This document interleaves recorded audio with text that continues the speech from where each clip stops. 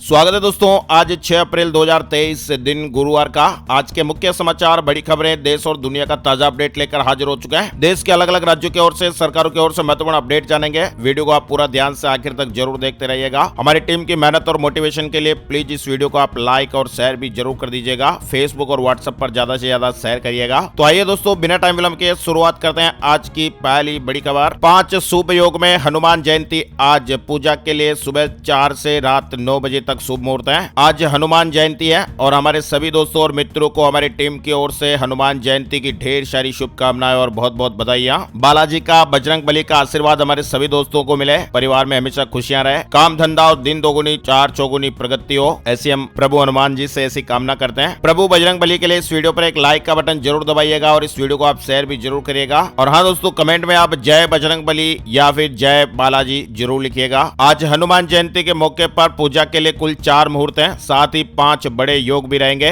इससे पूजा का महत्व और भी बढ़ने वाला है। आज सुबह 4 बजे से रात 9 बजे तक हनुमान जी की पूजा का विधान बताया गया है। अगस्त्य संहिता और वायु पुराण के मुताबिक हनुमान जी की आयु 1 कल्प यानी 4.32 अरब साल है। इस कारण वे अमर माने जाते हैं। इस बार हनुमान जयंती पर गज केसरी, हंस, शंख, विमल और सतकीर्ति नाम के 5 राज योग भी बन रहे हैं। और इस पर्व पर पूर्णिमा तिथि के स्वामी चंद्रमा, हस्त नक्षत्र के स्वामी सूर्य और चित्रा नक्षत्र के स्वामी मंगल का प्रभाव रहेगा। और इन 3 ग्रहों के संयोग में हनुमान जी की पूजा करना शुभ फलदायी रहेगा। वहीं हनुमान जन्मोत्सव से पहले गृह मंत्रालय के राज्यों को गाइडलाइन, कानून व्यवस्था को लेकर सख्त निर्देश दिए गए हैं और कहा गया कि ऐसी घटनाओं की निगरानी रखें जिनसे सामाजिक सौहार्द बिगड़ने का खतरा पैदा हो। लिहाजा केंद्रीय गृह मंत्रालय ने हनुमान जन्मोत्सव को लेकर राज्यों को सख्त एडवाइजरी जारी की है। कानून व्यवस्था को बनाए रखें और त्योहार का शांतिपूर्ण ढंग से होना सुनिश्चित करें। वही दोस्तों, बड़ी खबर आ रही है, बीजेपी का आज 42वां स्थापना दिवस भी है। देश की सियासत में अगर आज के दिन की बात करें तो 6 अप्रैल का दिन बहुत ही खास है। आज ही के दिन एक ऐसा दल देश की राजनीति में उतरा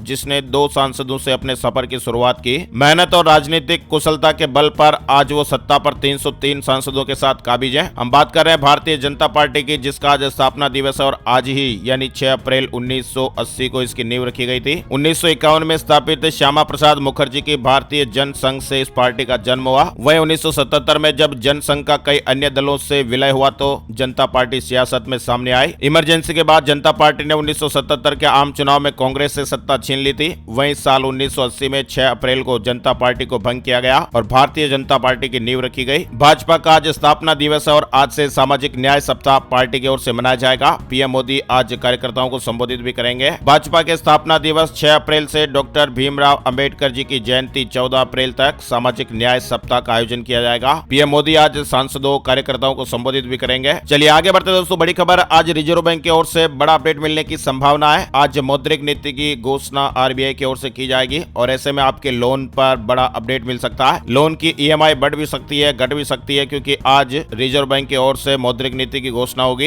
हालांकि कहा तो ऐसा जा रहा है कि आरबीआई रेपो दर में एक बार फिर से वृद्धि कर सकता है, लेकिन अब ऑफिशियली दिन में अपडेट आ जाएगा। बड़ी खबर आ रही है, धरती पर 5 गुना ज्यादा आग वाला दूसरा सूरज। भारत समेत दुनिया के 35 देशों का सुपर मेगा प्रोजेक्ट है। चीनी लैब में इसकी टेस्टिंग हो रही है। एक तरफ धरती का तापमान लगातार बढ़ रहा है, वहीं दूसरी तरफ दुनिया के कई देश ऐसे हैं जो अपना सूरज खुद बना रहे हैं और इसके लिए सूरज में होने वाली रिएक्शन की नकल हो रही है। चीन सहित दुनिया के कई देश इस ओर कदम बढ़ा चुके हैं। लेकिन सबसे बड़े सवाल ये है कि क्या वाकई में सूरज जैसा ही कोई दूसरा सूरज बनाया जा सकता है? कमेंट करके जरूर बताइएगा। और इन सबसे भी सबसे बड़ा सवाल ये है कि आर्टिफिशियल सूरज बनाने की जरूरत ही क्या है? खैर चलिए आगे बढ़ते हैं अगली बड़ी खबर में। आईपीएल में पंजाब की राजस्थान पर 11वीं जीत हो गई है। 5 रन से जीता रोमांचक मुकाबला। पंजाब किंग्स ने इंडियन प्रीमियर लीग में राजस्थान रॉयल्स पर 11वीं जीत हासिल कर ली है। टीम ने 5 रन से जीत हासिल की है। चलिए आगे बढ़ते हैं, बड़ी खबर आ रही है, पीएम मोदी ने कहा स्टैंड अप इंडिया के जरिए SC ST और महिलाएं बनी सशक्त। प्रधानमंत्री नरेंद्र मोदी जी ने इसे सशक्तिकरण का बड़ा जरिया बताते हुए कहा आज स्टैंड अप इंडिया पहल को शुरू हुए 7 साल हो गए और इस पहल ने SC ST समुदायों को सशक्त बनाने और महिला सशक्तिकरण को सुनिश्चित करने में महत्वपूर्ण भूमिका निभाई है। स्टैंड अप इंडिया पहल के तहत बीते 7 साल में 1,80,000 से ज्यादा दलित, आदिवासी और महिला उद्यमियों को 40,000 करोड़ रुपए से ज्यादा का ऋण दिया गया है। 5 अप्रैल 2016 को शुरू की गई इस योजना को केंद्र सरकार ने अब 2025 तक बढ़ा दिया है। राष्ट्रपति द्रौपदी मुर्मू जी का असम दौरा आज से 8 अप्रैल को सुखोई 30 जेट में उड़ान भरेंगे। राष्ट्रपति द्रौपदी मुर्मू जी आज से असम के 3 दिवसीय दौरे पर हैं। सुप्रीम कोर्ट से बड़ा अपडेट आ रहा है। सुप्रीम कोर्ट में 14 विपक्षी दलों की याचिका खारिज हो गई है। सीबीआई और ईडी के मनमाने इस्तेमाल का आरोप था।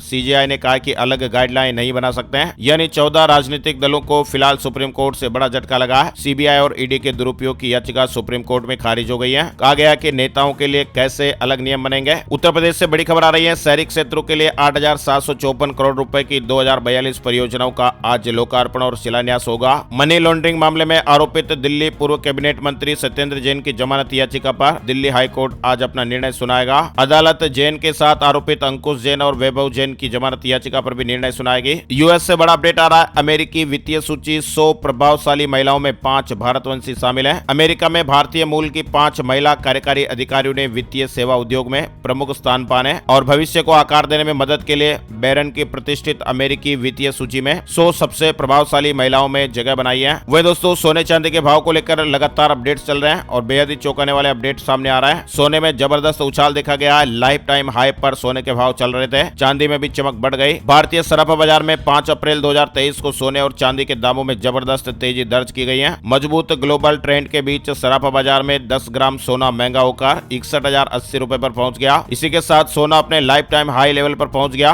1 किलो चांदी की कीमतों में भी उछाल दर्ज हुआ है और अब 70,500 रुपए में बिक रही है। HDFC सिक्योरिटीज ने इस तरह की जानकारी शेयर की है। दिल्ली से जुड़ा अपडेट है। प्रदूषण के खिलाफ आम आदमी पार्टी सरकार समर एक्शन प्लान तैयार करेगी। 11 अप्रैल को सचिवालय में बैठक है। वहीं दिल्ली एक्साइज पॉलिसी से जुड़ा अपडेट भी आप देख सकते हैं। मनीष सिसोदिया ने दिल्ली हाई कोर्ट में जमानत याचिका दाखिल की है और आज इस पर सुनवाई होनी है। अभी हाल ही में राउज एवेन्यू कोर्ट ने उनकी जमानत अर्जी खारिज कर दी थी। बड़ी खबर है। पीएम मोदी का दौरा 8 और 9 अप्रैल को तेलंगाना, तमिलनाडु और कर्नाटक के दौरे पर रहेंगे। पीएम मोदी कई योजनाओं का उद्घाटन करेंगे। पीएम मोदी के दौरे की तैयारियां की जा रही हैं। वहीं भारत में इंटरनेट से जुड़ा एक अपडेट आ रहा है। 1.3 बिलियन पहुंचेगी न्यू इंडिया में इंटरनेट यूजर्स की संख्या। डिजिटल इकोनॉमी सुरक्षित और विश्वसनीय है। राजीव चंद्रशेखर जी ने इस तरह की बात कही है। केंद्रीय मंत्री राजीव चंद्रशेखर ने ट्वीट किया कि देश में इंटरनेट यूजर्स की संख्या 1.3 बिलियन तक पहुंचने की पूरी संभावना है। इतना ही नहीं, देश में डिजिटल इकोनॉमी सुरक्षित और विश्वसनीय बनी रहेगी। कोरोना को लेकर अपडेट चल रहे हैं। लगातार अलर्ट भरी खबरें आ रही हैं। राजधानी दिल्ली में 509 नए मामले सामने आए हैं। बीते 24 घंटे का यह आंकड़ा है। 26.54% संक्रमण दर पहुंच गई है। राजधानी दिल्ली में कोरोना के बुधवार को 509 लोग संक्रमित पाए गए। फिलहाल दिल्ली में कोरोना के 1174 एक्टिव मामले हैं। 112 लोग अस्पताल में भर्ती और 47 आईसीयू में हैं। 34 मरीज ऑक्सीजन सपोर्ट पर हैं। 7 मरीज वेंटिलेटर पर हैं। वही खबर है कि कोरोना से निपटने के लिए दिल्ली निगम के सभी अस्पताल पूरी तरह से तैयार हैं। और तो और दोस्तों आपको बता दें, हमारे देश में बीते 24 घंटे में कोरोना वायरस के 4,435 नए मामले सामने आए हैं। 163 दिन का रिकॉर्ड टूट गया है। बीते 24 घंटे में 15 लोगों की मौत भी हुई है। यानी कि भारत में एक बार फिर तेजी से कोरोना संक्रमण बढ़ रहा है। ये चिंताजनक बात है। कोरोना संक्रमण के लगातार बढ़ते मामलों को लेकर केंद्र सरकार के एम्पावर्ड ग्रुप की एक बैठक में बताया गया कि देश में 38% संक्रमण प्रसार के पीछे वायरस का जो नया स्वरूप है वो जिम्मेदार है। देश में कोरोना संक्रमण के मामलों में लगातार वृद्धि जारी है। बड़ी खबर उत्तर प्रदेश को लेकर आ रही है। बुनकरों को अब फ्लैट रेट पर ही बिजली बिल का भुगतान करना होगा। मुख्यमंत्री योगी आदित्यनाथ ने बुनकरों द्वारा लंबे समय से की जा रही मांग को पूरा कर दिया है। प्रदेश के समस्त बुनकरों के लिए ईद का तोहफा है। फ्लैट रेट पर ही बिजली बिल जमा करना होगा। सेबी ने सुप्रीम कोर्ट पैनल को प्रेजेंटेशन दिया है और सामने रखे अडानी ग्रुप कंपनियों के ट्रांजैक्शन। भारत के कैपिटल मार्केट के रेगुलेटर ने 2 अप्रैल को अडानी ग्रुप पर 25 जनवरी को हिंडनबर्ग रिपोर्ट सामने आने के बाद सुप्रीम कोर्ट द्वारा गठित 6 सदस्यीय समिति के सामने एक डिटेल्ड प्रेजेंटेशन सामने रखा है। वहीं युवाओं के लिए बड़ी खुशखबर आ रही है। दिल्ली पुलिस में कांस्टेबलों के 7,883 पद खाली हैं। जल्दी भर्ती हो सकती है। आंध्र प्रदेश से जुड़ी खबर आ रही है। विशाखापट्टनम में एक बार फिर वंदे भारत एक्सप्रेस पर पथराव हुआ। दिल्ली से जुड़ा अपडेट आ रहा है। स्कूल आने वाले अभिभावक मास्क पहने।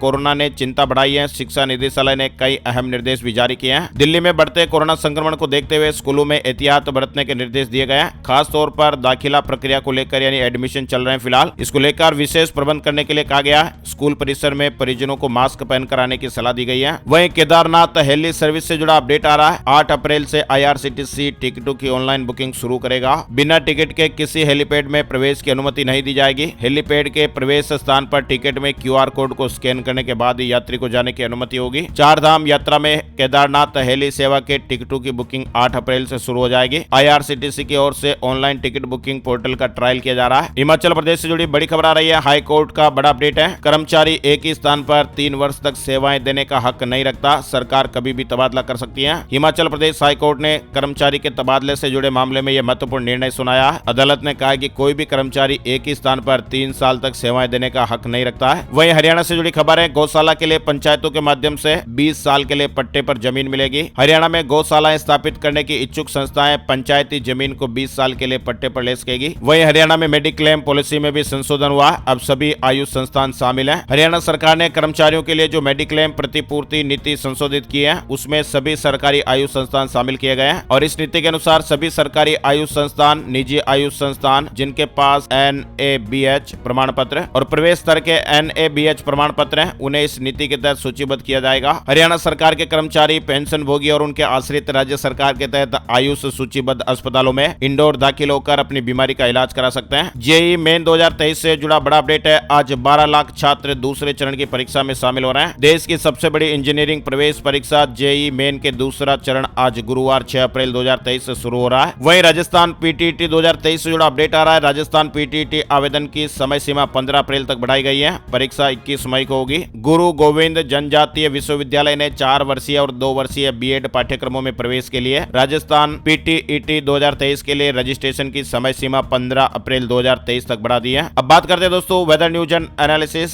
संपूर्ण भारत का आज 6 अप्रैल 2023 का मौसम पूर्वानुमान, मौसम की जानकारी का ताजा अपडेट आ रहा है। स्काईमेट वेदर अपडेट के मुताबिक अगले 24 घंटों के दौरान पूर्वोत्तर भारत, तमिलनाडु के कुछ इलाके, केरल, गिलगित बाल्टिस्तान, मुजफ्फराबाद और जम्मू कश्मीर में हल्की से मध्यम बारिश हो सकती है। साथ ही तटीय आंध्र प्रदेश, दक्षिण छत्तीसगढ़, दक्षिण आंतरिक कर्नाटक और हिमाचल प्रदेश में हल्की बारिश होने का अनुमान है। तेलंगाना, उत्तरांतरिक कर्नाटक, मध्य महाराष्ट्र के कुछ इलाके, उत्तर पश्चिमी राजस्थान और दक्षिणी पश्चिम पंजाब में 1 या 2 स्थानों पर गरज के साथ बौछारें हो सकती हैं। देश के उत्तर पश्चिमी, मध्य और पूर्वी भागों में दिन के तापमान में धीरे धीरे वृद्धि होने का अनुमान है। आज के मुख्य समाचार अपडेट में फिलहाल बस इतनी ही खबरें। अगर आपको हमारा यह प्रयास अच्छा लगा तो प्लीज वीडियो को लाइक और शेयर जरूर कर दीजिएगा। Thank you, take care, goodbye, जय हिंद, जय भारत, वंदे मातरम।